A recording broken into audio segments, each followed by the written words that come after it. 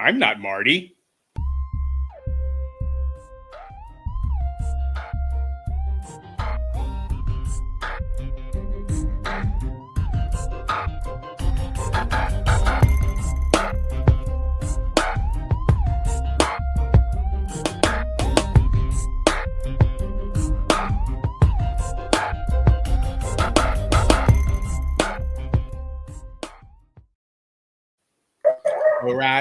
All Welcome right. back. Here's by Guess. What up there, Guess? Nice seeing you. The dog pounds here. They started barking as soon as we started the show. They're happy to see you, Rob. All Hopefully, some right. other people are joining in. We got a couple new things on the screen if you want to talk about those, but we miss you. Welcome back for a Thanks, special brother. occasion. Oh, yeah. The inside scoop from outside the box. Like Guest mentioned, live comments going to be in the bottom corner over here. Now we got the QR code to be able to scan right to our Patreon. Again, we appreciate anything and every kind of help that you're willing to give, as we like to give help to you guys every single week from a fantasy perspective. Just got to chime in real quick. Got to say it out loud. The bridge, Marty. Holy moly. What a glue guy. Dude, really appreciate everything you're doing so far for Guest and I to be able to keep this thing rolling. I've been watching the show whenever I can, and he stepped in, man. It seems like it's just a smooth transaction. I feel like he's getting better every single week. His knowledge is there. I really like it, man. So keep on rocking, guys, and definitely appreciate the bridge. Yes, I agree. And I'm just looking to see. Yep, I got my YouTube notification that we are live. Again, I think that's the best way to do it because Facebook, for whatever reason, just doesn't tell people. And I'm on the live chat right now, and I'm just going to copy this link actually. And I'm going to share that one to our Facebook group as well because why not? I agree. You know, Why I'm going not? to get this onto the board here. Guys, if you are there, say hello. We always want to hear from you. Oh, man, I'm a little nervous. Is that weird? Holy crap. I feel like I haven't done this. I feel a little rusty. But don't be nervous. Let's see if this works. Look, am I shaking? I feel like I'm shaking. It doesn't work. I shared the group. I don't know if you want to take a look on there. You shared it to the group?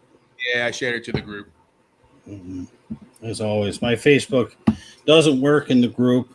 I'm always going on there and I'm texting Rob. I'm like, why doesn't it ever say anything? Never does. I got no notification of it. Nothing saying that we're live.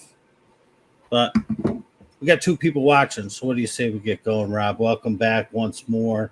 Should be a good show tonight. We got tons of questions. Week 4 is here. The last part of part 1. Part 4 of part 1. The confusion that was in the group when you wrote that, I was like, little do they know. Dum, dum, Yeah. dum. And please comment, because if you see the bottom, should be your right-hand corner, right? Anything you type should go on the screen. I kind of want to see how that goes. You got to like, you got to comment, and share, please. The first 2 won't do you any harm. All right. Guest Gazette, news and notes, baby. Let's go into it. The headlines for week 4, Vikings and Steelers in Dublin. We're getting our early Sundays going. Breakfast with football is going to be wonderful, to be honest with you. Fields and Purdy back, right? How does that affect this? Yeah, I see that. Yeah, I've been trying to trade you Drake May and even Lamar Jackson in that league, but we'll talk about that later. Daniels and McLaurin being out, JCM questionable, things to talk about there too. Look at these teams, all 3-0. Holy moly, guacamole! I am going to tell him something though, is that he forgot the Jets on that all 0-3 list. Being a Jets fan, they should be 0-4 right now because of games they like to just give away. So, can move on. All right, I'm ready. All right. Talk about the Thursday game, man. It was a nail biter in the fourth quarter, it seemed like, more than anything. Talk about it. Yeah, we were an illegal procedure, stupid rule. You got to kick it into the kick box. New thing started last year. That ruined it. I mean, on Tuesday night, I was saying that this line stunk. It was 1.5. It might have even been lower or higher. I think it was Keith was chiming in saying he thinks it should be like 3.5. And I was like, yeah, that's basically what I'm saying is the line should be bigger. They want people to take the Seahawks. And I looked, 81% of people I did see took the Seahawks. Cardinals almost pulled it off. They did nothing until the end. They tied it up. The crowd was in it. And then they kicked the ball 1 yard too short.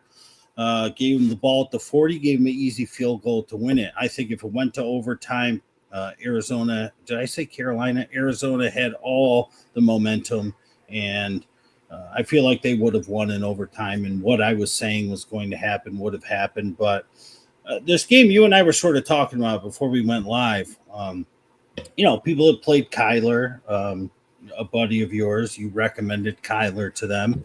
I think somebody on here, I don't remember who was Kyler or Mahomes, I think it was. And I said, you go with Mahomes. And they were like, thank you. And I was just like, it's early. And the conversation you and I had is like, your buddy texted you was like, I hate you. He has 1 point. There's 10 minutes left. But this is the problem. People overreact too much after a game, and they also overreact too much within the game. But I get it. Our feelings are involved. Our money's involved. Our pride's involved. But like you and I were saying, as long as your team is losing, or the team with the player that has nothing, you always have a chance. If he had 1.5 points, 10 minutes left, and they were winning, well, then he had the right to be pissed off. But he wound up with 20-plus points, right? And should have had more if those interceptions didn't happen, to be honest with you. And would have had more if they went to overtime. Marvin Harrison, same story. People were putting out memes. They're talking about his drops. I heard a stat. He's had 5 drops at this point in his career, last year and this year so far, total. And Devontae Adams, at the same amount of time, had 14. And we know how he turned out. So it is early. He does have a bit of that. I forget what the term's called, but a bit of that. Everybody loved him because of his dad, but he was pretty good in college. So let's give him a little time. But the problem for me still remains Kyler Murray. He just doesn't seem – I mean, he did get involved there at the end, but in close games, he's just terrible. It seems like he doesn't like to play football type of thing. He's no Baker Mayfield. Yeah, dude, Baker, yo. He's such moxie, too. I love it. Like, he just knows it. He's going to take you to the promised land. I feel like every game it's going to be in his hands. Yeah, and look at that. Sean's comment and our little thing down in the bottom corner. The comments live on the screen. I like this. Yeah. So many decorations. It's the Halloween season, and decorations are coming out of the closet. I'm not gonna lie, I love the new background and all that stuff. Looking good. Yeah, a lot of things going on. A lot of things. All right, let's go on to the next one here. All right, these are the game props I guess you guys talked about on Tuesday. 2 over 6. Holy moly there, bud. It was a weird game. Okay, and I know division games are always like this, but I always feel like these Arizona-Seattle games are always a 3-point game when it comes down to it. If you think about it, we probably look back. I could be making this all up, but I always feel like these two teams play each other tight, no matter who's on the team or what's going on, and especially on a primetime game. I can see it's just tough, man. But well, that's what I'll say about this. Look at how close Sam Darnold was. Yep. It was that deep shot to JSN at the end that put him over. Ken Walker got over. Trey Benson one. That was a bad call by me. I benched him everywhere that I own him, which is 2 out of my 4 leagues. Because I was like, Seattle defense, I'm just not doing it. I had played him earlier in the season, oh, yeah. And the McBride thing, technically, I didn't say he would score. I'm just no longer going to speak of Trey McBride. But I think that's the reason, because I said, you know what that means. And I think I put the juju on him. But it was poor showing, but it was really close. And a couple things at the end sort of bumped it out of mine. I mean, that could have easily been 4-2 instead of 2-4. All right, next one here. A loss is a loss, and an incorrect is an incorrect. All right, we're going lightning questions. I'm assuming we're going to go as fast as possible here. So are we ready for it? I'm going to try. All right, rock and roll. Mahomes versus Baltimore or Jordan Love versus Dallas, Sunday Night Football. I'm going to go, I feel like the easy choice is Jordan Love. And I do think Dallas is going to be relatively competitive in this one. But without CD and the way that the defense for the Packers are playing, I think that they might try and scale it back just a little bit on offense, and hopefully Dallas doesn't get out in front of them. Mahomes is going to be a back and forth game. They're at home. Xavier Worthy's coming back. I'm going with Mahomes, Josh. All right. Next one here. Holy crap. I can't even see it. I need a magnifying glass. In full PPR on left, benches, other photo, pictures in gray. Any changes, recommendations, or edits? Holy crap, dude. I can't even see it, to be honest with you. You know what? No. Do we want to just say Jason will post afterwards and you'll answer it on his thing on the group? We can do that. I'm just looking real quick because I can sort of see his team. He's on the left. He's got May, London, Debo. Chet's going to play. Gibbs, Scatabo. Scatabo's going to be a tough one going against the Chargers. Kraft. I think his bench is over there. He could only put in ETN over Scatabo, which isn't a terrible move. I can't see that bottom picture. You know what? This is what you had in. I don't hate ETN over Scatabo. I get it with Scatabo. And we'll talk about that game in a minute. It's either going to go one way or another in my mind. That would be the only switch, but I'm kind of fine. If you want to shoot for the fences, go for it. I mean, you have a pretty good stance because Kyler, it looks like, was well under his, what do you call it, projection. All right. Kupp was a panic pick in the late round of the draft, and he just isn't doing the job for me. This is what's available on waivers. Don't see a picture, unfortunately. He's back. But would you pick up someone for Saturday's waivers? If you like, answers by guess. I actually answered this. I did answer this. It was Romeo Dobbs or I want to say, was it Alec Ayumanor? I can't remember. There was two, and I felt like Dobbs was a little bit of the safer, but the other guy might have been the home run. I did mention it right on his post. But I will say, if you want to give that $5, the Patreon QR code is right up on top there. Beautiful. I like it. And if you don't, that's what it is. We do this for free. Jessica with one. Am I really about to start Daniel Jones over Jalen Hurts this week? I don't think I would. Yeah, I don't think I would either. They're playing on the road against the Rams, whose defense has surprised. You're getting rushing yards with him, but you're always also getting with Hurts. They started to have to throw the ball a little bit last week, like I forecasted. AJ Brown with a nice game, like I said, and they're going against Tampa Bay, and it's in Tampa Bay. I feel like Baker is going to be just fine against their secondary. I think the Eagles' defense has shown to have some kinks.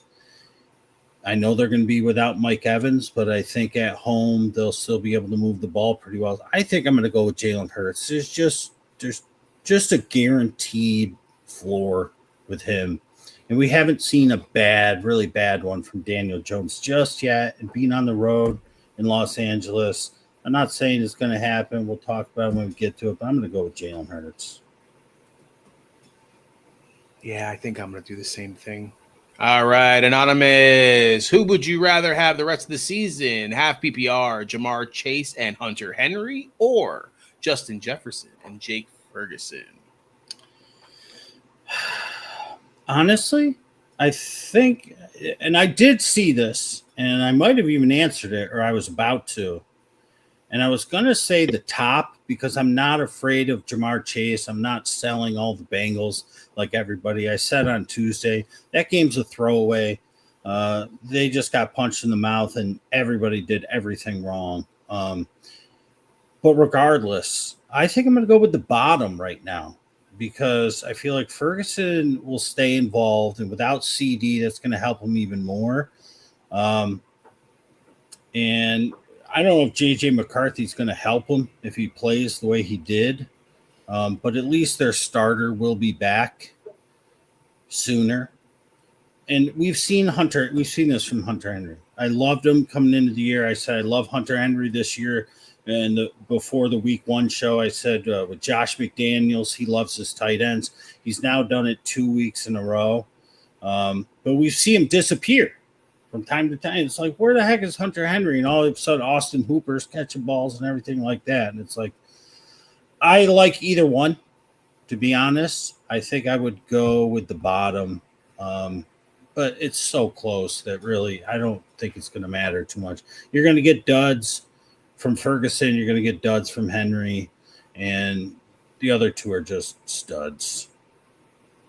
All right. Keith with one here. Just got a trade offer. T. Higgins and Hawkinson receiving for Jameson Williams and Ingram he's sending out. Also, would you rather have Jay Williams or Olave as a secondary question? Yeah, I think I answered this one as well.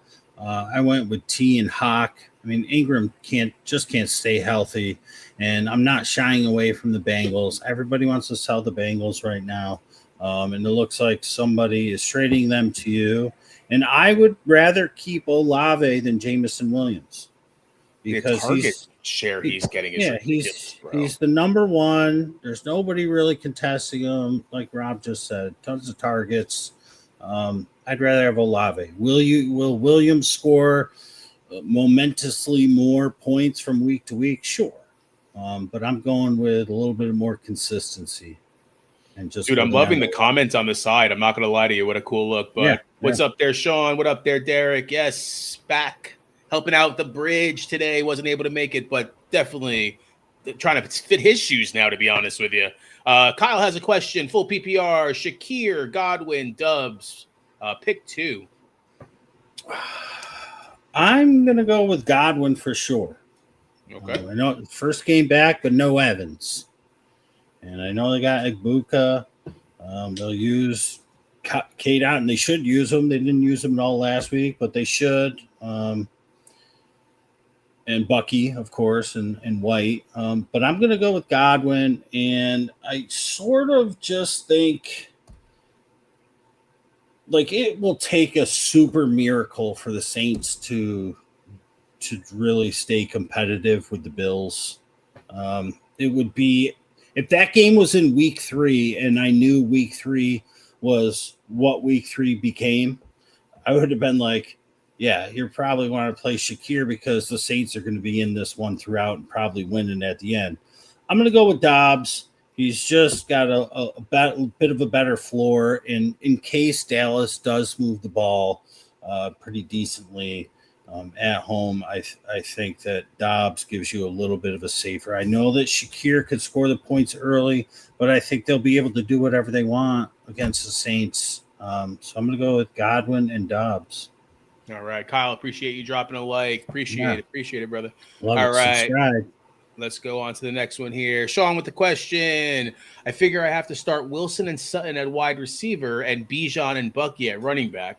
Would you start Ibuka over Kamara or Judkins in the flex? I could go Golden against the terrible Cowboys D also, but he hasn't shown enough yet. I agree with the not showing enough yet there, but for me, at least for Golden. Hey, he showed up a little bit last week. I remember you showed me a parlay that you had. I'm going to go with Egbuka. I just think that game's going to be more of a back and forth type of game over all those guys. No Mike Evans playing the Eagles. Come on. Yeah. I like Judkins. I'm starting Judkins everywhere, to be honest with you. I think they're going to use Judkins, but I can see where Guess is coming from with Ibuka just because Mike Evans isn't there. And even when Mike Evans was there, he was still getting a lot. So I don't think you can take away the target share. All right, next one here. Field is cleared. He will be playing on Monday night. Who to start, Fields or keep on riding DJ? If I knew Fields was going to play the whole game, I think I would go with Fields. But because there was talk about your Jets, Rob, I don't know what the hell they're even thinking. Benching him to play Taylor. Like, if I knew Fields was going to play the whole game, it's Fields. Just because I think that it's a little bit safer to go with Daniel Jones. I'll say Daniel Jones. I honestly think Miami's defense, Fields is the choice, but does he make it through the whole game without going back into a concussion protocol, or does he lose it in the second half if he doesn't move the ball and stuff like that? I think Miami is it's a division game, so you never know what's really going to happen, but Fields should be the choice just because of the legs, and I think that Miami's defense is just poopy, to be honest with you. I agree. It's just risky. And it's so risky.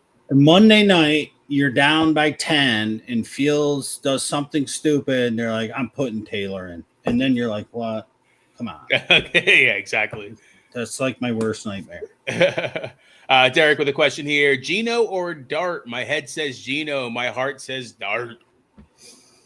I'm thinking.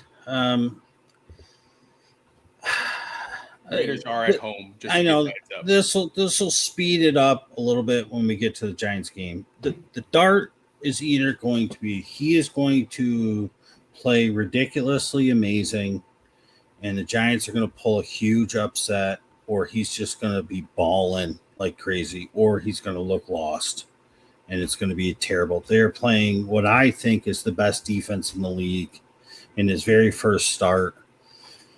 I know, Derek, next week that if you go with Geno and Dart does the former and balls out and he's crazy, you're going to be like, I should have played Dart. I knew it. Look at your matchup. Look at your record. Go with your gut. I'm going to go Geno, who I don't really like, but the matchup is just like, the Bears. So I'm going to go with him.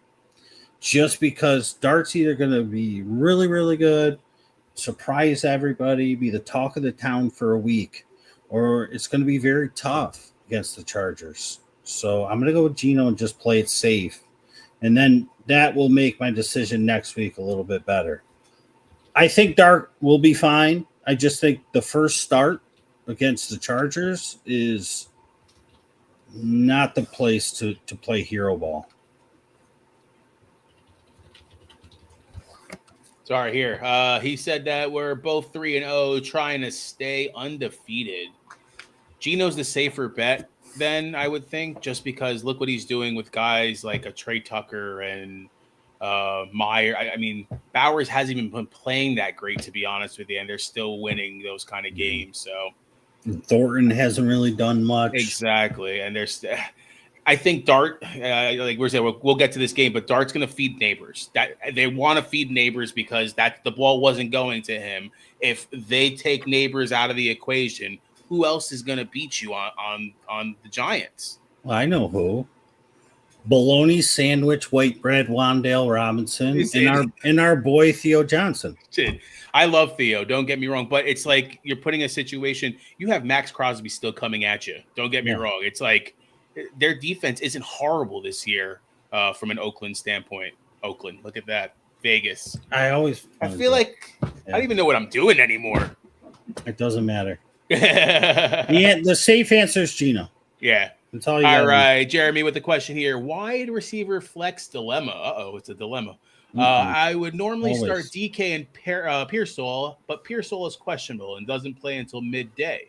Coleman is boomer bust. And I don't feel comfortable starting Addison. Similar to me already starting Benson and McBride too much in one game. JCM being questionable means I'm stuck with Kraft or Chase Brown in the flex. What's your thoughts there, Guess?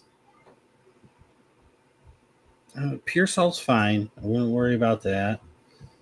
I follow you on everything else there. I would not have started Benson, but I know it was down to between Benson and Chase Brown for you, and last week scared you off.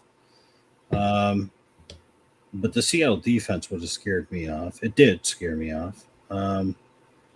and it was good to play him because JCM being questionable, I wouldn't even consider him. I think against the Dallas defense, I think Kraft is probably a fine play. Although I don't hate Chase Brown. It's just tough because it's the last game and it's in Mile High. Yeah. But I'm not scared of the Bengals like it seems like the world is because of what happened last week. We've seen stuff like this before. A team just comes out flat. They get punched in the mouth. It's 14-0 because your quarterback threw a pick six. And then after that, every single player was dropping balls, fumbling balls, making mistakes. It was just not good. And I'm saying Kraft just because I think against Dallas, they're pretty poor against tight ends. Look what Dallas Goedert did to him. I will agree with Kraft. All right, we're getting to our matchups now. We kind of talked about it a little bit already, but no problem, Derek. Hey, use your head, man. It's just a safer play from that perspective. So, all right, talk about this one in Ireland. Let's start there. Vikings at Steelers. Steelers are the home team in this cross seas game here. Vikings defense, unbelievable last week. Holy moly, guacamole. Gave short fields to Wentz, made him look amazing. Mason all over the place. Do they repeat? Do we see now with Addison being back? How does that affect things? Does Naylor get more love because they have to guard Addison? What are you thinking from that perspective? And then the Steelers are playing good, man. Warren is the guy. I see Johnson being dropped everywhere and anywhere. How do you feel about that? And then the wide receivers, Calvin Austin is the fade. I feel like you talked about him for years. He's the one who can catch Rodgers' balls. I know that's you know what I mean. It's like the over the shoulder catch that we saw in the end zone. If he can figure that out with Rodgers, I think Calvin Austin is the wide receiver one over there over DK. But do we see that again happen in a game against its Vikings defense? Well, before I even realized it was in Ireland, because I just figure every time it's a morning game, it's London. But then I know they were doing Germany everywhere else. So a few days ago, they said Ireland, and I was like, oh. And I'm still have because last week's game wasn't really a game for the Vikings. I still have my JJ McCarthy starting. And then I say, wait a minute, it's Carson Wentz in Ireland, the large leprechaun. He looks just like one. So I thought that the Steelers would probably win this, but then I'm like, there's no way the leprechaun is losing in Ireland. So I think the Vikings will be just fine. I got no problem putting them out there. And it's an Ireland game. This must be the first Ireland game ever. I think so. I don't remember them being in Ireland. I can look that up, though. I mean, our conspiracy theory was they always wanted to pump a lot of points into it. It's been proven wrong a couple times, but most times it's usually that way. It's two pretty good defenses. I feel like the Steelers have underwhelmed. The Vikings looked amazing last week because of all the things that I said already today and Tuesday. So I feel like this over-under's a little beat up. I think if I were to play anything in this game, because it could go either way, it's Aaron Rodgers, but it is the leprechaun on the other side. I think I would take the over. I think the over in this is a pretty safe gamble. And I think if you have to use Jaylen Warren, although he's been questionable, I think his game style, the way he plays, catching passes, that's what Aaron Rodgers was vocal about doing, getting him the ball more through the air. I think that could play well against the Vikings. It'll be tough to pound against them. They do have good run defense. You hit it on the head. Calvin Austin is worth a shot as a wide receiver flex every single week. He's coming through. Roman Wilson is dead to them. I would not be surprised if he gets traded. Looks so good, man. I thought he was going to be so good. They're waiting for somebody to get hurt or something, but I wouldn't be surprised if he gets traded. So DK Metcalf, I'm continuing to use him in one of my leagues just because I'm not making any drastic changes. I said this, Rob. I don't know if you were paying attention to any of the shows the first 4 weeks because you've been so busy. But I'm pretty much the first 4 weeks just sort of keeping it as I have it and not making any drastic changes. That's all going to start next week with the buys and things. So I think DK, you're fine. He has not yet really had a real big one. And then the other side, Addison's going to help Jefferson. Jefferson's going to help Addison. You mentioned Naylor. He's somebody I wouldn't touch at this point in time. Jordan Mason, you got to continue to put him in. Are you going to get a blow up like you got last week? Probably not.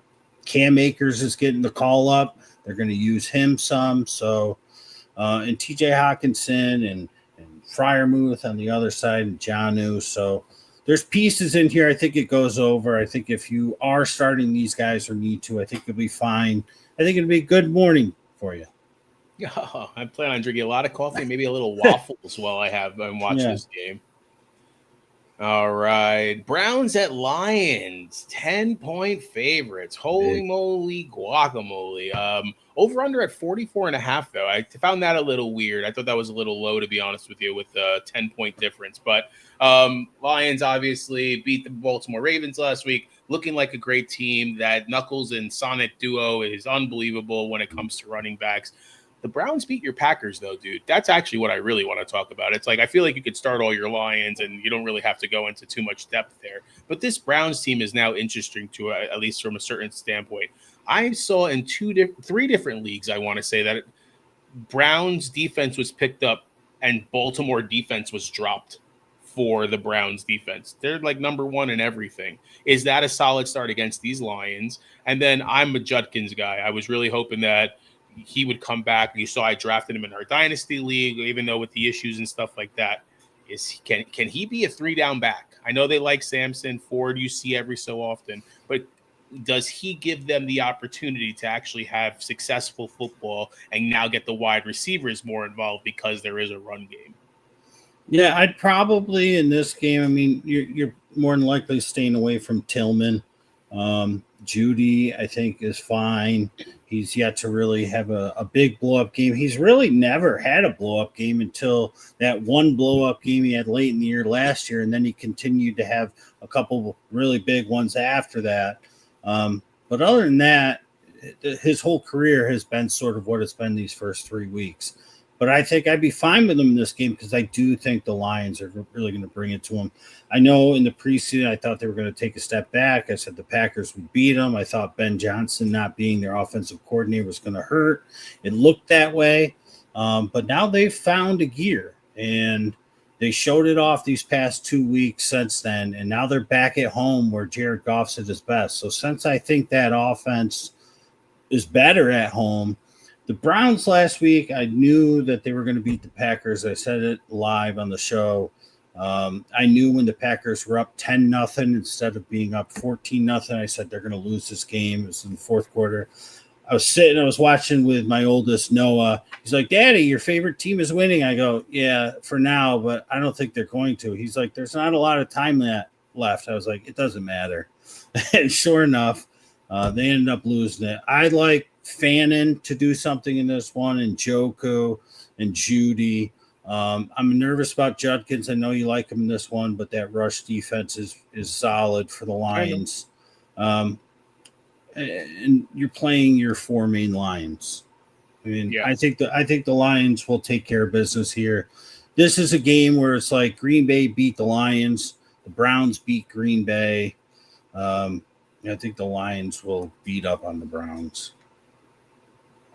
All right. Landing with the question here. Wan'Dale Robinson or Trey Tucker? Bologna sandwich or a flash in the pan.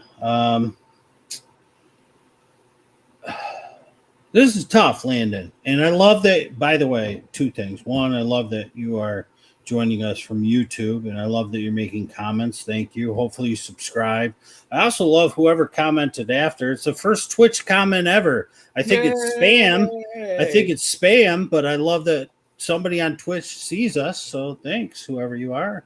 Back to the question. Two guys who I'm not too huge on, but last week, Tuesday, or this week, I did say I have to admit I was wrong. He's serviceable. He continues to get it done. And since I do think that the Chargers will be able to really take it to him, I'm going to go with Wandale. I'm going to eat a bologna sandwich and just be a little safe because I've seen this Trey Tucker game before.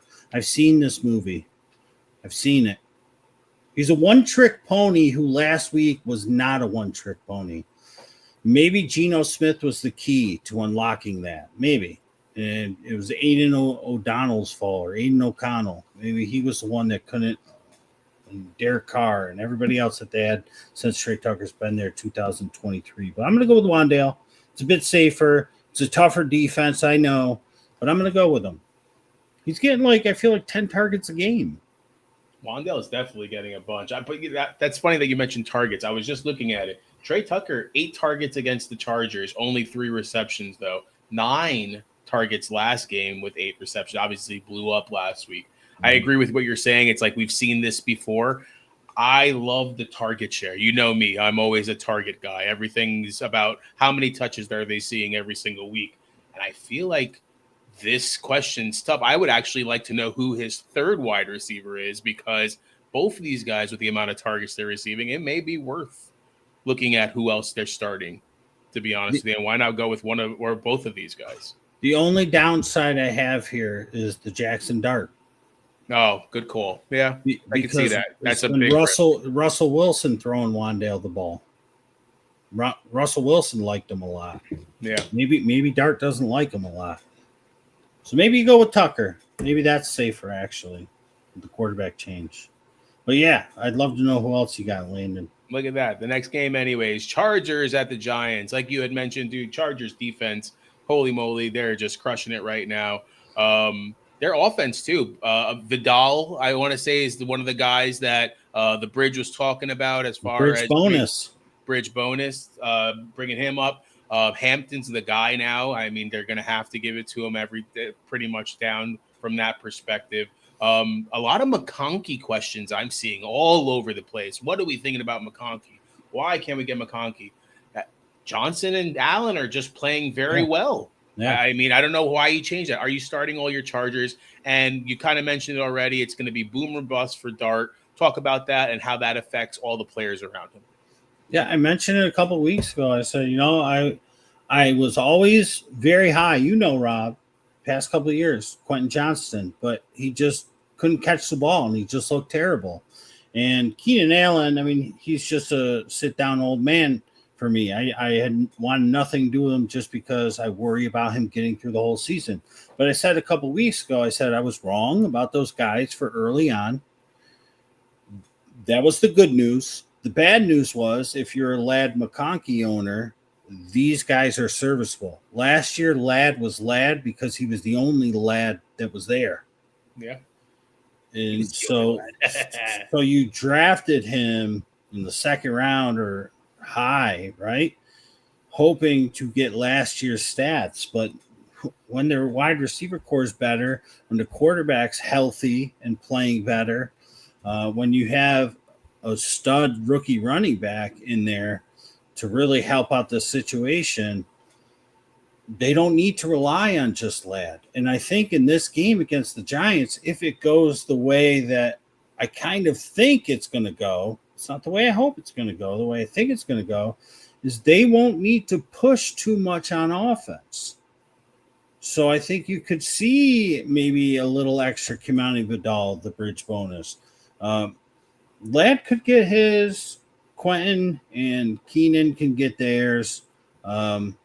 Your old boy for the Jets, Tyler Conklin, could get a little love here and there. I really like Hampton this one. I think he's my favorite play in the entire game because I think he'll be able to run all over the Giants. And if it goes the way I hope it's going to go, then all players in this game will be good to go, because that means the way I hope it's going to go is I want some new, exciting quarterback, bless you, in the league. And that would be Jackson Dart. Thanks. And if he really kills it this game and shows out at home in his first career start against the best, what I think, defense in the league, then that's going to electrify all the Giants. And that means the Chargers have to stay pushing the pedal to the metal throughout the game. So I worry slightly on Chargers players aside from Hampton this one, because if it goes sideways, They're not going to need to push the ball. Justin Herbert and Harbaugh are just too smart and too much good veterans to do that. They know we can run, we can keep it close to the vest. It's all about getting a win. The Giants, you got to play neighbors. You just got to hope for the best. If you're like Landon, I think that Wandale is safe, but you have to remember all that he's done so good so far was with Russell Wilson, and that could change with Dart. I really think Theo Johnson's a good play in this one. I think he's a great daily fantasy guy. He's been involved throughout the week. And Rob, what do we always say? Backup rookie QB, who's their best friend? Tight end, baby. Tight end. Like Scatterbo worries me a little. His other receivers are Jefferson and Garrett, and he's playing Javonte as his flex. I would go Trey Tucker. That's who I would go with, to be honest with you, because of what Guess is saying with Dart. That's a shoot for the stars, and all you really got to hope for there is that the Bears have a good offense, because they did last week, but 2 weeks in a row, we haven't seen that from the Bears in quite some time. Because otherwise they're not going to have to be taking too many shots. It's going to be Genty Day. All right. Saints at the Bills. Look at that spread. Holy moly guacamole. This will be fast. Yeah. So we were talking about Olave, tons of targets. Kamara is he's getting the ball. He's touching the ball a lot. One big game so far, but otherwise really not doing too much. Are we comfortable still starting him? Juwan Johnson, I still think is a good, at least he's getting some targets. Rattler's not the guy. They have to figure out something. Bill's side, everybody, Kincaid. I benched Kincaid last week. I was not happy for Ertz because I didn't know if Jaden Daniels was playing. But anyways, James Cook, obviously. Coleman is, I think, a good question. I think Jeremy had said boom or bust or something like that. I think he could play a really big role in this game early. What are you thinking? On paper, the best plays in this game, aside from Olave, is Cook and Ray Davis. Because if the Bills jump out to a huge lead and Cook does a lot of damage early, you're going to see a ton of Ray Davis late, because they're not going to continue to put James Cook out there. And there's no way you can bench James Cook. He's been killing it. But if you own James Cook and they do get out to a big lead, you have to worry he's got a big part of that big lead. And that could possibly happen. I said it early on in the show tonight. If this was in week 3 and I knew week 3 was going to be the way it was, I'd say the Saints have a shot to win this game. But week 3 is gone. And I don't think the Bills are going to take the Saints too lightly. You mentioned Rattler. I'm not a big fan. Last year he looked terrible. I did say, though, he's looked okay so far this year. He's looked better than I thought he was going to. He looked better than he did last year. But it's still going to be tough to keep up with the Bills. Kamara, I'm ready to say sit down, old man. If there's a team you can run on, though, I think it's the Bills. Yeah. So Miller played pretty good last week. Yep. So we'll see. We'll see the type of game plan. The Saints are going to want to try and play small ball, control the clock. We'll see if they're able to do that. I think you have to play Olave. Juwan has been continuing to do it. And for the Bills, the wide receiver game is so, how do I say? Green Bay. Green Bay. I know Shakir showed up last week. Keon Coleman was the fourth quarter, week 1. I'm not playing any higher than wide receiver 3. He'd be an okay flex. But this game, to me, I just think the Bills are going to jump out to early lead and just be able to salt it away with Ray Davis in the second half. I like that. Olave, I love. Yeah, Ray Davis, great prop bet, because if it goes according to plan, they will use him. And I think it was week 4 right around last year when Ray Davis finally started getting some playing time. So it could kind of line up right around this time anyway. All right, next one here. One of the games of the week, Eagles at Bucks. You had mentioned them before as far as Evans being out, Godwin being back. Somebody was asking about Ibuka. It's like, what do we see now with Godwin being on the field compared to Evans? Are we comfortable starting both running backs? And Baker's banged up. He is playing, but was hurting during the week. How does that affect things against this Eagles defense? What a way to come back. They were like, you know what? Okay, we have to pass the ball now. It's like they're forcing us to pass the ball. So we'll do that and win the game. It's like, holy crap. Does that make you feel more comfortable starting Brown, Smith, Goddard, and those guys now? I mean, it was exactly what I said last Sunday. I said the first 2 weeks of the year, the Eagles haven't had to throw the ball. I said, and now this week, I was talking about week 3, it was last Sunday. I said, now this week, they're going to have to pass the ball. So A.J. Brown's going to have a good game. This is the same sort of thing. They're going to have to. I want to play everybody. This is an easy, quick one for us to catch up time. Put them all in. You got a buck, you got an eagle, and they're guys that have been playing. You've been using them. Go for it. I love this game. The over-under is real small for me. I think that they should soar over that. I wouldn't touch it just in case, but 24-21 is not out of the question. Yeah, I agree with that. All right, Titans at Texans, the complete opposite of what we were just talking about. These teams just seem to have offensive woes, defensive woes. Over-under seems probably high, to be honest with you. Are we comfortable starting anybody in these games, and who the hell are they? The rookie, Alec Ayomanor, is, I mean, he's the only one that's been consistent every single week. He got a ton of targets in week 1. They were just all poor throws. And I said that after the week 1 games. I said, continue to use him because he's throwing the ball to him a ton. The one who's still yet to appear is Calvin Ridley. And it'll be tough. The Texans defense is good, but the problem with the Texans is their offense is bad. So this one is an ugly game, but it's a division game. And well, real quick, I liked how many targets Kirk saw his first week, to be honest. Yeah. And over him on money. Yeah, you're promising. You were breaking up a little, but I understood exactly what you were putting down. Yes, I agree. Yes.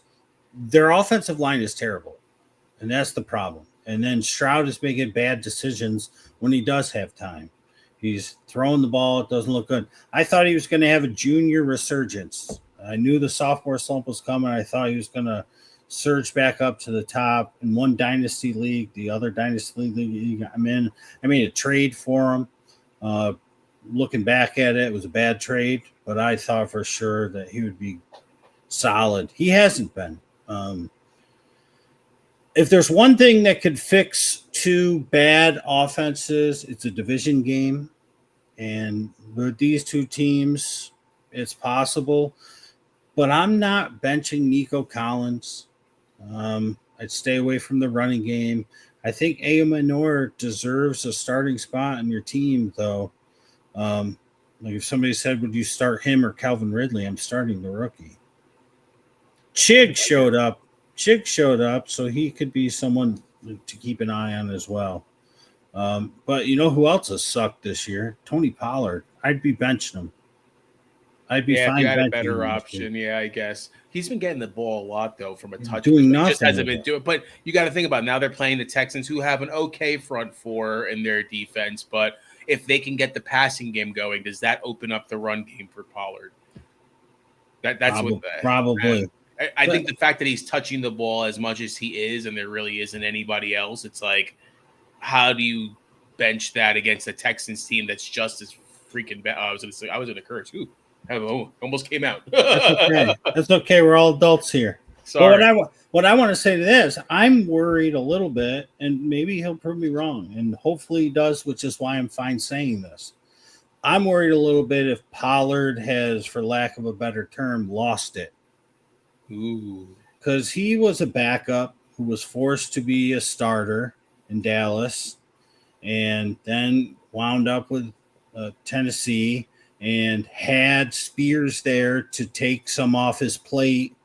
And I'm wondering if just another year added on is just sort of like this could be like the swan song, the fat lady singing type thing. It's like maybe the Titans are looking at this and they're like, okay, maybe we don't have what we thought we were getting with Pollard. next year we got to start looking at running backs in the draft or in the free agent market. I'm wondering if that's sort of the case because he's looking not like he did 2 years ago when he was killing it for Dallas. And then even last year when he was splitting time with Pollard. Maybe when when Spears comes back, that sort of rejuvenates him. But to me, that's sort of how he's looked because he's getting a ton of touches, like you said, just doing nothing with them. Looking sluggish, like Pacheco. But Pacheco's coming off an injury. Yeah. So that's his excuse. For me, with Pollard, I'm thinking that maybe the age and all the touches that he got over these past 2 seasons are sort of catching up to him. Interesting. Remember, guys, always like, comment, and share. Make sure you subscribe. We got the QR code in the top corner to get to our Patreon. We appreciate every single one of you. All right, let's go on to the next one here. Commanders at Falcons. Holy crap. That's what I'm going to start with this with. Falcons were horrible last week. Penix does not look good. That affects anybody and everybody. I've been trying to pinch away Bijan from you. You're not budging, and you told me you won't budge.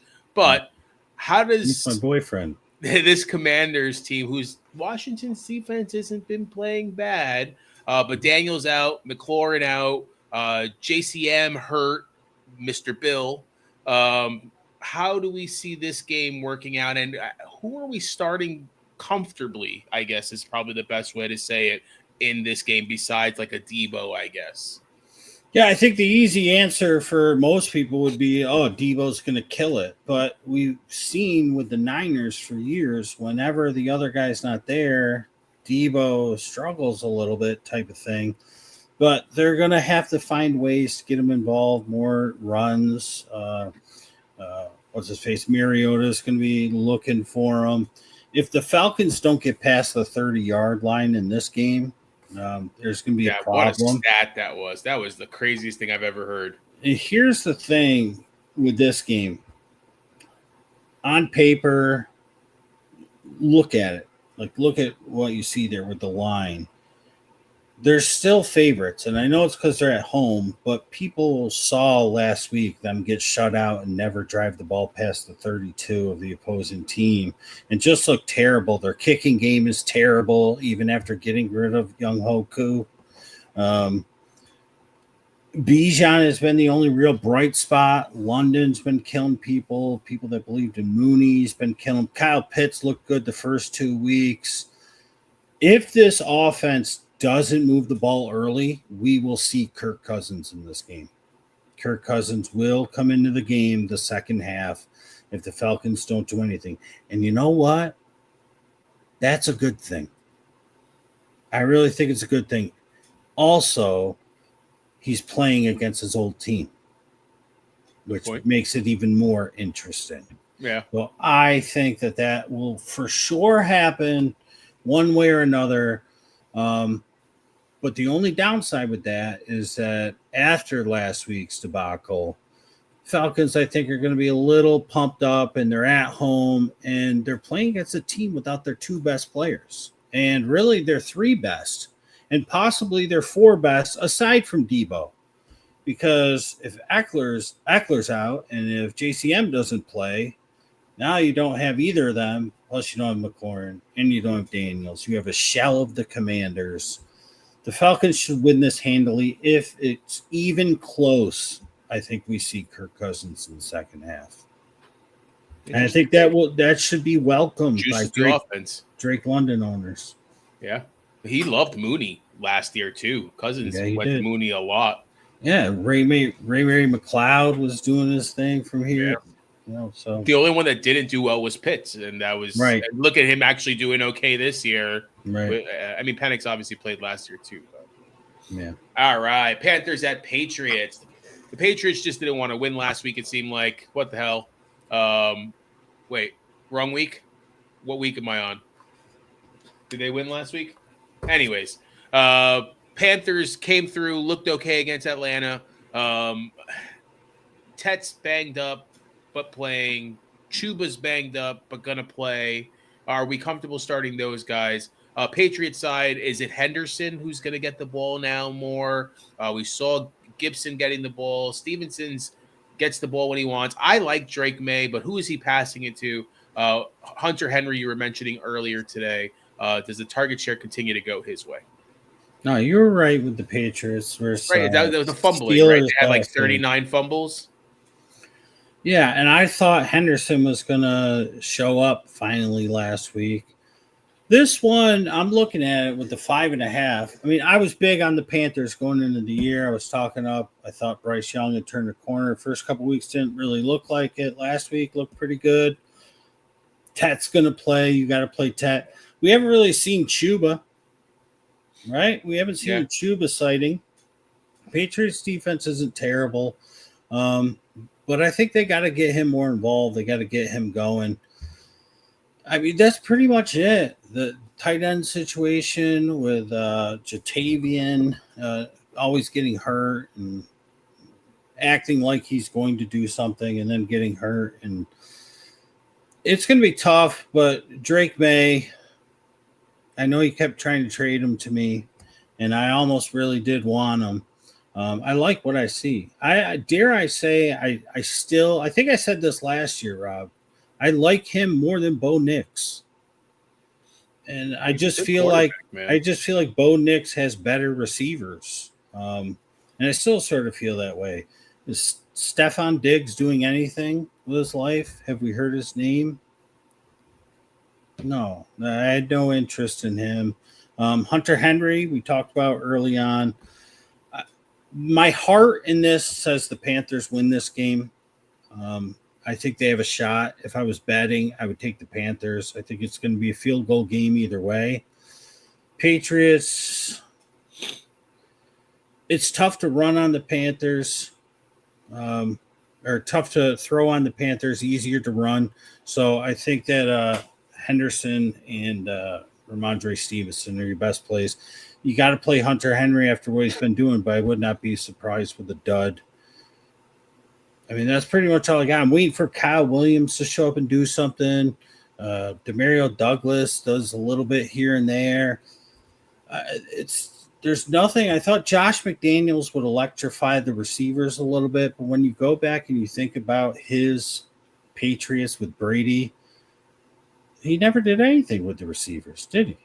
Yeah. I mean, it was only Randy Moss season. It was the only time. I felt like he was throwing to who? Aaron Glenn, Terry Glenn, one of the Glenns. Right? So I love the running backs in this game for both teams. And Tet McMillan. You got to play Tet. He's getting 10 targets a game, 10 receptions, it seems like. Well, and he's fine. He's healthy. So much volume. Yeah.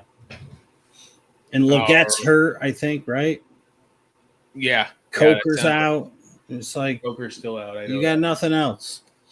Running backs for that game. We talked about this one. This one's easy too, but we'll talk about it a little bit. Colts and Rams. So you pretty much said DJ. I mean, Taylor's looking amazing. Pierce is out, so that means more Pittman. Warren's looking like he's getting the ball a lot. Rams side of things, Nakua obviously eating. Kyron's getting the ball. I like Corum. Corum, you've mentioned, I know. Is he a flex start against a Colts defense who's been playing pretty well? And as far as anybody else you should be thinking about? Corum, not yet, but I'm glad you brought him up. I think he was my number one this week for Five Guys for Your Eyes, if I'm not mistaken. I think that he started to get a little more carries last week, and if he does something good, Sean McVay is going to fall in love with him. Sean McVay likes one running back, not two running backs, and Kyron's sort of not showing up, kind of like I thought he would last year, but he still did. So I think Corum is somebody you have to go out and grab for these bye weeks coming up. And I would grab him now because if he has a big game this week, people will be going after him on Tuesday, which, by the way, Tuesday night, Rob. Yes. We will not be doing a show. So if you're still watching us right now, there will be no show Tuesday. Rob and I will be out at a concert. We're going to see 21 Pilots. So we won't be live, Marty, unless Marty wants to do it by himself, which I doubt. So you'll be on your own for waivers. We won't be able to give any advice, and any advice we give you might be too incoherent to tabulate. So I would get Quorum today or tomorrow before the game, just in case. You can always drop him if nothing happens. But in case he does have a good game, because I sort of smell it coming, people are going to be going after him, and bye weeks are coming, and that's when you want guys like that. Puka, go ahead, you run him out there. For the Colts, Michael Pittman disappeared. Michael Pittman will reappear this week in this game. So that's my one hot take I'll take in this one. Not really too hot, lukewarm, but I did not like him last week, and I like him this week in this one. And that's pretty much about it. All right. Next one here. Jaguars at the 49ers. It was a close game against Arizona for the 49ers. I don't know. That was such a weird game for me. They obviously won it. Pearsall had the big game. Brock Purdy's back. How does that change the dynamics of this team? What does that look like now? On the Jaguar side of things, they run the ball well. Tutton seems like him and ETN play well against it, but the 49ers have a pretty good rush defense. How are we feeling with that situation? And who is it? Washington that gets the ball a ton, I feel like, for the Jaguars. He's been a target machine. Obviously, Travis Hunter, they're playing on both sides. Like, are we comfortable starting, BTJ? Like, there's just so many questions with the Jaguars. I'd rather look somewhere else. Yeah, I'm fine with BTJ this week. Okay. To be honest, I know he's underperformed, but I actually kind of like him to show up a little bit this week. But that's with reservation because, as I mentioned, it was Mac Jones that turned BTJ into a superstar. It was not Trevor Lawrence. It was Mac Jones. BTJ wasn't doing much when Trevor Lawrence was quarterback. Mac Jones comes in. BTJ becomes a first-round draft pick, right, in fantasy, or second round. So it was never Trevor Lawrence. So that was a misread by a lot of people. Parker Washington is getting a ton of love. He was on the Five Guys for Your Eyes either last week or 2 weeks ago. I would start playing him as a flex quite confidently if I owned him. He's getting targets each week. Week 3 was a little bit less than week 2, but he's in the game plan. Hunter, I'm pretty much done with as an offensive player. I think the Jags are going to play him a little bit more on defense, and I think we saw that last week. So we'll see. ETN, they love him. That's why they got rid of my boy, Tank. And Tootin, whether it's Tootin or Tutton, I don't know. I say Tootin. Rob says Tutton, tomato. You're not playing him. Is anybody really playing him at this point in the year anyways? I don't think so. I don't think so. Not at this point of the year. Bye week coming up, though. I love in this game, I think we get our first real big CMC game. I think we get our first real big CMC game through the air and on the ground. I'm fine with Pierce on this one. I think Jennings is back, is he not? Yes, he should be back. And Jennings is back, and I think that's going to help CMC as well, having 2 wide receivers out there. So I love CMC in this one. I think that if I was taking a sort of parlay thing, we mentioned Ray Davis earlier because his rushing yards are probably 9.5 or less. I would pair that with however big Christian McCaffrey's total yardage is because I think he gets in this one. We really haven't had a huge game from him. I think with Purdy being back, with Jennings being back, I think we have a big CMC game this week. I love the Niners in this game, by the way. And I don't like the 49ers. Dude, Ricky P was banged up, but, dude, he's just so good. And Parker Washington, 11 targets last week. That's why I was like, holy crap. And it's just – that's so he's flex worthy right now for sure. All right. Ravens at Chiefs. Ravens favored on the road. I mean, they are putting up a ton of points, but they're giving up so many as well. Zay Flower is not really existent. Andrews back. Do they flip this week against this Chiefs defense as far as looking for the wide receiver? Derrick Henry can't hold the ball. I don't know who else are we starting for the Ravens. On the Chiefs side, they played the Giants. They still struggled. Who the hell's their running back? Worthy being back, does that help what is going on out there? Because I just feel like there's no confidence in Casey. Like, the more I see Mahomes, the less I think he's the GOAT now. Like, and I hate Tom Brady, like with a passion, but he's been mediocre for 3 years now. It's like, come on, where are we going with this? Ravens started out 2-0, right? They looked like the best team in football, and then last week they got hit, and they got hit hard. And I think they're going to come in this one shell shocked. I like them to do some things. I do think this game is going to be a back and forth type of thing, but I think the Chiefs are going to win this one, and the Ravens are going to be sitting at 2-2. It just seems like it sets up. Aren't they 1-2? They lost week 1 to the Bills. That's right. Either way, I like the Chiefs in this one, and I like it because Worthy coming back. I think the Ravens are still a little shell shocked from what happened last week. I think that is just going to give them the wigglies. And you mentioned Derrick Henry not being able to hold on to the ball. I love that they're doing what I thought they would do and get Bateman more and more involved. They need that second wide receiver. They're going to need him in this one. I'm fine with playing Flowers. I think Bateman at this point is slightly ahead of Parker Washington, but he's flex worthy 100% at this point, especially. Would you play him over Kirk? Yes, Bateman over Kirk. I would, because I think that their offense is in a better state right now. Then I need Houston to fix that line. I need Stroud to just make better decisions. I liked how Kurt looked last week, as you did, but I think I would play Bateman over him, especially in this matchup, because I do think that Worthy coming back is going to help the Chiefs. Brashard Smith is a name now I've said 3 shows in a row, and I will continue to say it. I think sooner or later he will wind up being at least a 40% snap share for the Chiefs, because Pacheco just looks like a shell of himself.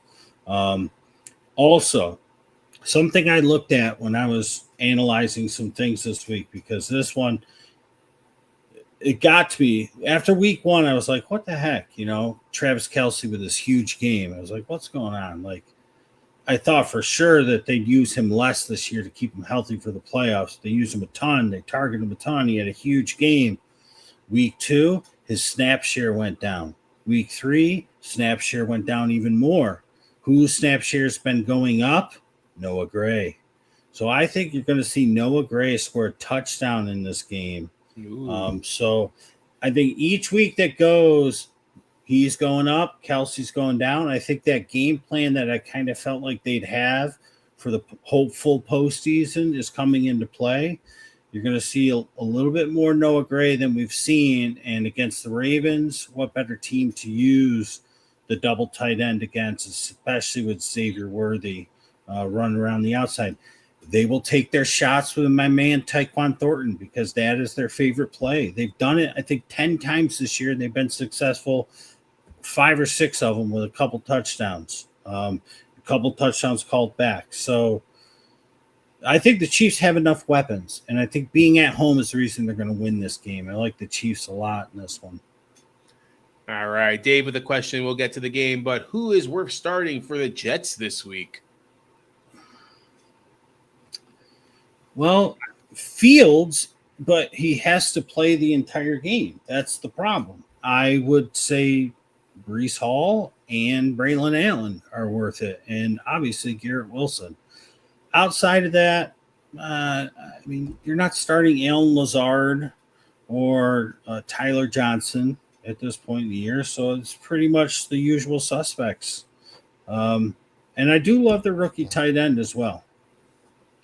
It's funny. I was just about to say Mason Taylor would be a nice little prop bet. He started to get some love. Let's see if they can get him the ball more. But I think I started Braylon Allen over Charbonnet. Charbonnet did okay. Should have had the 2 touchdowns. But I feel like Miami's run defense is that bad that terrible. Braylon Allen with the return yard should hopefully get me more points than a Charbonnet and a half-point PPR. And the game's coming up soon, but I think that the Jets are going to go into it with that sort of game plan. We have two exceptional running backs. Our quarterback was just concussed. He's been making a couple mistakes week 2, and even week 1 when it was a really good game against Pittsburgh. Let's take the ball out of his hands a little bit. Let's get our running backs involved. What better team to do it against than the Dolphins? All right, TS with the question. Make sure you subscribe, bud. PPR flex, DJ Moore, Devonta Smith, or Monty. Up to bench Monty, man. I'm going with Devonta. I just think that's going to be one of the best games for fantasy with the Eagles and the Bucks. It's just everything lines up. I know Evans is out, but Godwin's coming in, so I don't think they're really going to lose a step. The DJ Moore thing, I know, but I mean, if you've watched us at all, TS, preseason, I said Roma Dunze is going to take it over. That he's done. DJ Moore's not dead, but going against the Raiders, I think that game, although the Bears defense is terrible, has a better chance of being a little slower and lower scoring than I think that the Eagles and Bucks are going to have, and that's what you want. And Monty could be very well involved in the goal line, but the Cleveland Browns defense is good. And I'm going to go with Devonta Smith. All right. I think this is the last of the 4 o'clockers, if I'm not mistaken. Yep. Bears at Raiders. Bears beat up on the Cowboys. You had mentioned Adunze. I think we just talked about DJ Moore a little bit. Caleb looked pretty good, man. Is Caleb worth a start against this Raiders defense? And how are we feeling about the run game over there? As far as the Raiders, you were mentioning Geno Smith over somebody earlier, using your heart compared to your head kind of decision. Oh, Dart was the other one. We went with Geno there. We were talking up Trey Tucker. Genty played a little bit better last game. It's like Bowers didn't get a lot of love. It's like, what do we feel comfortable against a Bears defense that, again, is better than mediocre, if that's the best way to put it? I think it's do or die for Genty. I think if there ever was a game where he should be successful, it's this one. I think he should be able to run on the Bears, especially at home. I like Geno just because the Dart situation, I want Dart to be amazing and play amazing, but it's just such a tough game. The Trey Tucker, to me, he's a flash in the pan. Is he serviceable? Is he usable for Geno? Yes. Should you use him in fantasy? I wouldn't. I still think Thornton is their best wide receiver. I think Jacoby Myers is going to be the most valuable until that becomes the point. I would take either of them on my team before I roster Trey Tucker. I like Trey Tucker. He was 5 guy for your eye in 2023. We talked about him in 2024, but he has these games and then he disappears. He's a one-trick pony.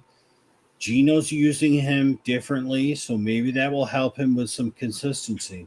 But for the Raiders, I think it's going to be the tight end play and Genty in this one. For the Bears, you asked, should I start Caleb Williams? I think if you haven't been starting him, I don't think you let last week's game say, I have to have him as my quarterback. I think you continue to use who you were using, unless they were absolutely abysmal last week, which I doubt that would be your roster situation. I like Odunze. We just talked about DJ Moore. Could be fine. I just think this game's going to be a little bit slower and lower scoring. You look at that over-under. I'm not sure how it gets to it. Maybe it does. What the Bears need to start doing is using Roschon Johnson. I know he's coming back from an injury, and I thought Swift would look really good in Ben Johnson's offense like he has throughout his career when he was with the Lions and when he was with Ben Johnson in the beginning of his career with the Eagles, or after that with the Eagles.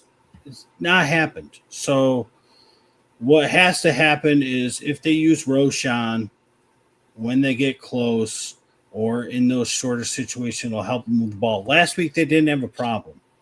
Now they're going against Raiders, tough defense. I'd stay away unless I was using guys like Brock Bowers. I was using Jacoby. I might have been using for whatever reason, and Roma Dunze. Prop bet for me, I'm going Komet over 3 receptions. Loveland's No out. Loveland. Yeah. Yeah. You're jumbling up again. I can see the Bears. Is that There a you little bit? I can see the Bears being a little. It seems like I'm further away. It doesn't sound as good. The Bears using the tight end Komet to be able to get some balls moving over the middle to maybe open some things up. So, yeah, great. All right. DFS play prop bet for sure. All right, let's talk about it. Sunday Night Football, your Packers at the Dallas Cowboys. Tough game for them last week. You had mentioned once you felt like they were up 10-zip compared to 14-zip, that game was out of hand. I don't know what to think, to be honest with you. We saw Little Golden. We saw Dubs being used. It's like, who are we comfortable starting from the Packers besides Kraft and what's his name? Jacobs. As far as the Cowboy side of things, it's kind of the same concept. CD out, Pickens gets the love now. I saw you picked up somebody in one of our leagues. You want to mention that guy? And then are we still comfortable starting Javonte Williams full systems go against your Green Bay defense, who seems to be, I don't know, they're good, but it's like, is this the game where Parsons is now going to really destroy what he said as far as, and is he looking to come at them? Well, that's the thing, right? And that's the headline. But the Packers have had the Cowboys number for quite a little bit of time now, whereas long ago, the Cowboys always had their number. But as of recent decade, Packers have had their number. I'm a little worried in this game, not quite as worried as I was last week. The Packers versus the Browns. I thought the Browns would win. I think the Packers can win this game. What I'm worried about is that the Cowboys defense steps up in this one to say, we don't need Micah Parsons to beat you guys. We'll beat you with Micah Parsons. But what I worry a little bit more with is the Packers defense has Micah Parsons and the Cowboys offense doesn't have CeeDee Lamb. That's the bigger thing for me. But you mentioned, and I don't know if I put him on 5 guys. I might have. But who I'm looking at is Jalen Tolbert. I mean, he's the obvious next guy up. I love that Pickens is finally catching touchdowns. But I feel like Tolbert is going to be somebody that's going to sneak through. They also have Mingo still, who's gotten no playing time for them. But last year when they used him, he was looking pretty good. So they have guys to fill in. I worry that the Packers forget about these guys because they're skillful guys. Mingo, Jalen Tolbert, who's the other dude, the real fast one? Well, I can't think of his name. He's done a couple things already this year. Can't think of his name. If you know it, type it in the comments. Anyways, I feel like the Packers will do a good job with Javonte. What was it? Turpin. Yeah, Turpin. I feel like they'll do a good job with Javonte. I love Javonte so much. I talked about it a couple times. He looks like Denver Javonte, He bro. looks like pre-injury Javonte that I drafted in the first round when I shouldn't have. But whatever. This was besides the point. The Packers, I think their offense is fine. I think they ran into a really tough defense last week. This one should be a fun game. I think it'll be a bit back and forth. And I'm going to come out and say that what's his face? I can't even think of my own kicker's name. The dude from McManus is going to kick the game winner to win this one. I think that you'll have the kicker for the Cowboys kick a big one to give them the lead, and then Jordan Love's going to drive him down the field with under a minute to go. McManus is going to kick the field goal. Green Bay wins victorious. I really love the Cowboys +7 in this one. Anytime you can get a home team +6 to 10 points, it's always usually a pretty safe bet to take. And I think this one fits right there. I think it'll be close. I think it'll be back and forth. Golden, I liked what I saw of him last week. The first 2 weeks before last week, Rob, I was texting you back and forth. He was underthrowing him. And last week he was hitting them. They didn't try a really deep one. I think he'll catch a deep one in this one. Dobbs is about as safe as it gets. Jacobs is healthy enough to play. Kraft will be fine. You get your guys in for this one. If you need a streaming flex man, I think it's Jalen Tolbert. I really do. All right. 2 Monday Nighters. I don't even think we need to talk about this. I don't even know Not why this really. is a Monday night football game, but you Yeah. had mentioned the Jets already. Talk about the Dolphins side of things. They just seem, I don't know, Tua was talking about, what is it, Cam Newton's comments and all that stuff this week. I just feel like the Dolphins are just as bad as the Jets. So who are we starting?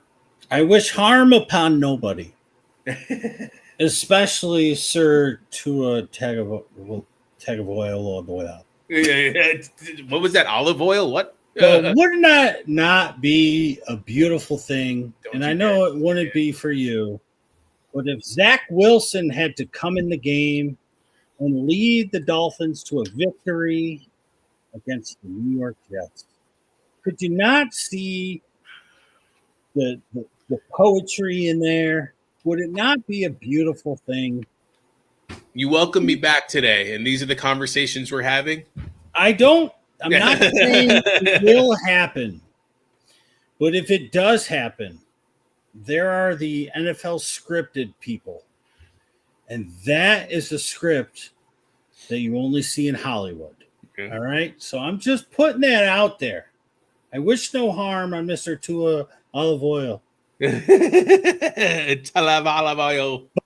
If anything happens and Zach Wilson has to come in, I'd be nervous as a Jet fan because I think he comes into this game. He's finally got weapons and a coach that will believe in him and set him up for success. And they're at home and the fans will go nuts.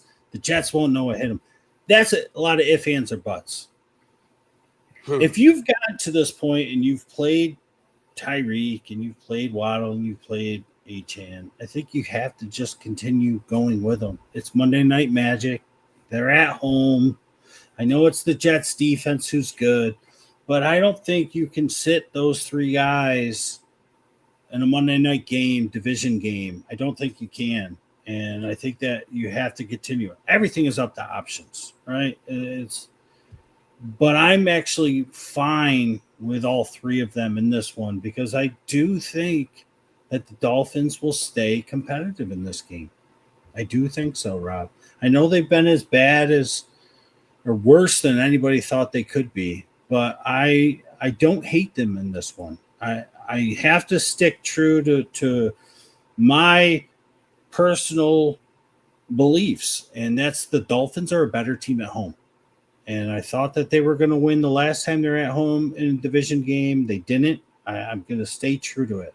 At home, if this game was in New York or New Jersey, if it was in New Jersey, I wouldn't give them a chance. But because they're at home, I give them a chance. And if it all goes the way that the Cosmos is playing, Zach Wilson will be victorious.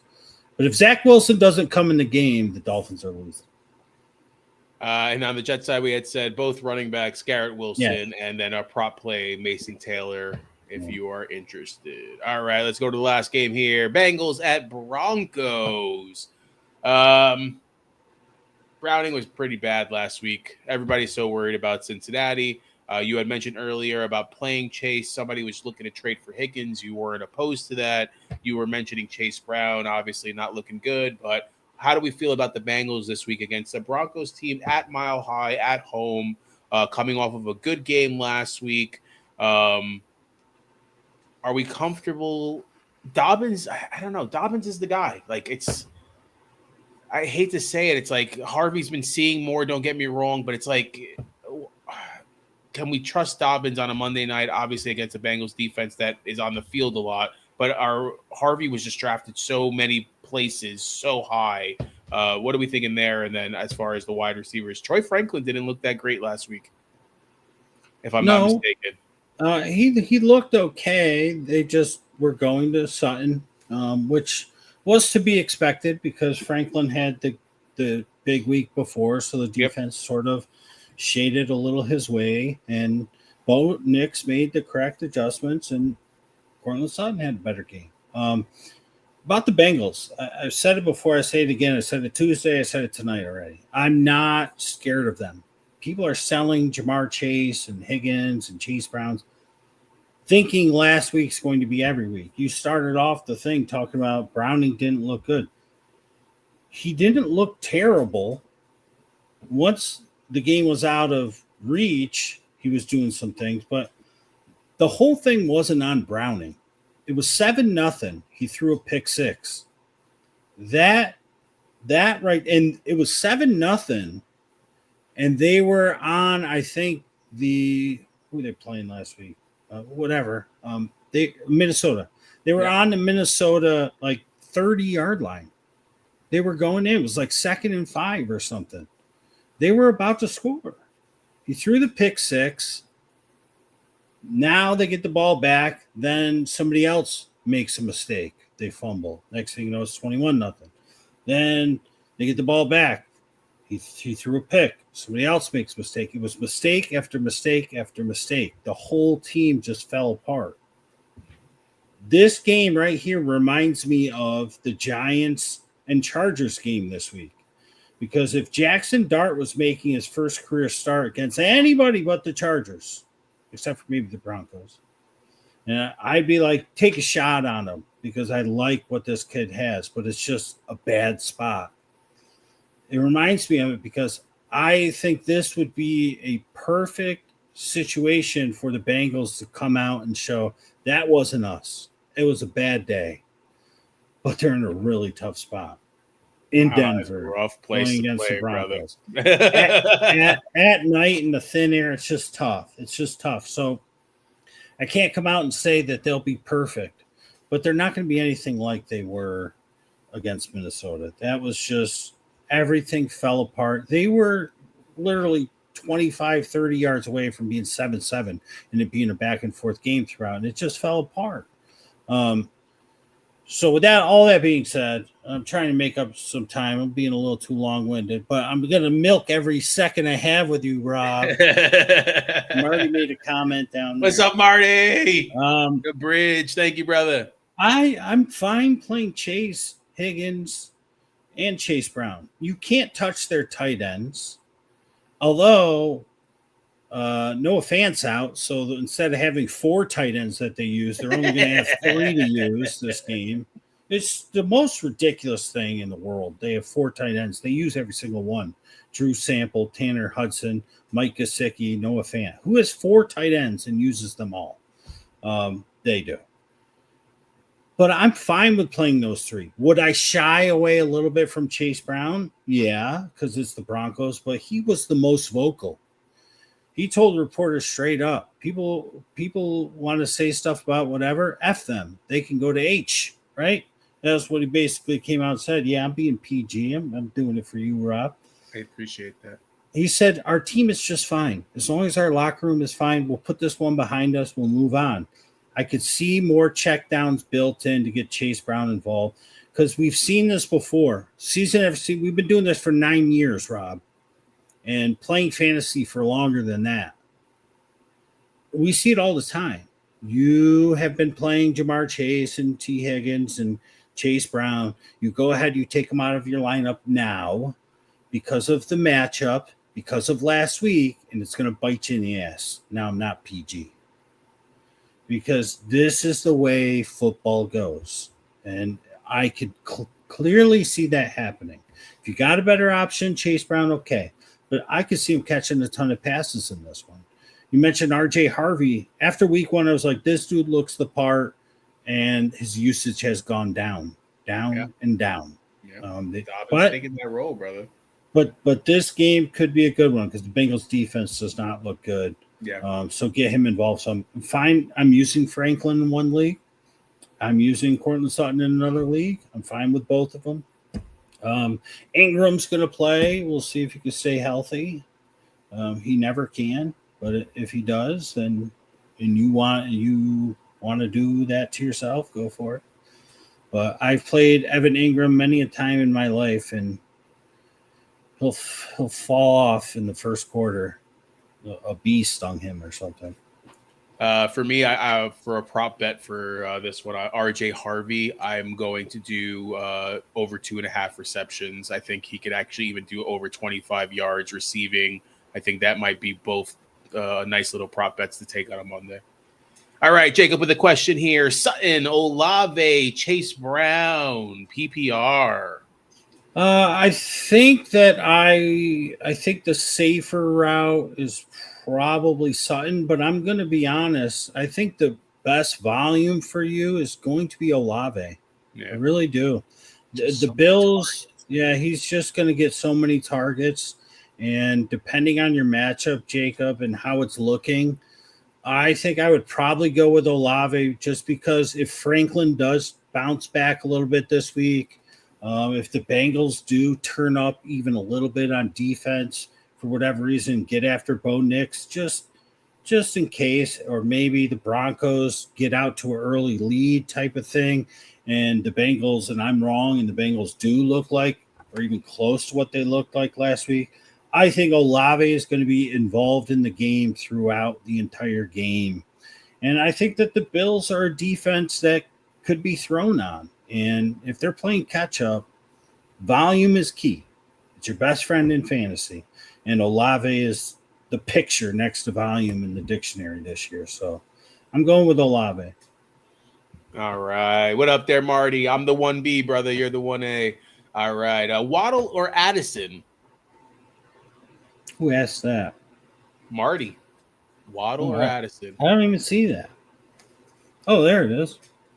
Now I see it. Marty! Getting late. You know what? I'm going to go with Waddle. Just because I'm not scared of it. I want to see Addison, to be honest with you, first, especially with a Wentz. You don't know what that looks like. Yeah. Monday Night Magic. Waddle. All right. And the 3 Walketeers has sit 1, Waddle, Pearsall, Genty, and DK. This has to be the week for Genty, so I'm going to play him. And I'm going to play Pearsall. So it comes down to DK and Waddle. I'm going DK, I think, dude, just because they want those overseas games to be higher scoring. The worst part of that is that the DK is 9:30 in the morning, and then the Waddle is 36 hours later. Yeah. So if it is the wrong decision, you got to live with the hate within me and yourself for 36 hours, and then you got to watch a 3-hour game after that and get even more angry or not as angry. I'm going to go volume, man. That secondary hasn't been great either. They did pick up that kid Brown Lee, though. I'm going to go with DK. I do like Waddle. I just recommended Waddle over Addison, but I'm going to go with DK. He's yet to have a really, really big game, and I think maybe this one on the international stage could be it. So I'm going to go with DK, Genty, and Pearsall. All right.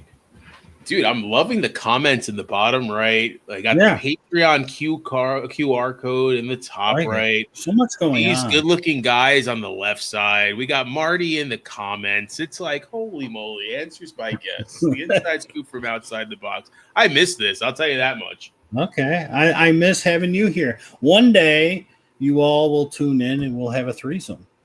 Oh, don't you make promises. Like guest said, there is not going to be a Tuesday show. We will be out and about at a 21 Pilots concert, hopefully enjoying and vibing out around this time. So, guess anything else, man? No, good luck. This is week 4. It is part 1 of the NFL season. This is the last part of it. And next week is a perfect end of the first part because next week's when the bye weeks start. And next week, you not only I'd be okay with making those crazy change up to your starting lineup, but you're probably going to be forced to. So feel a little bit more comfortable doing it. I think weeks 1 and 2 gave us an ebb and a flow. Week 3 threw all that out the window. I think this week, I have a feeling is we're gonna be able to make some really good decisions moving forward.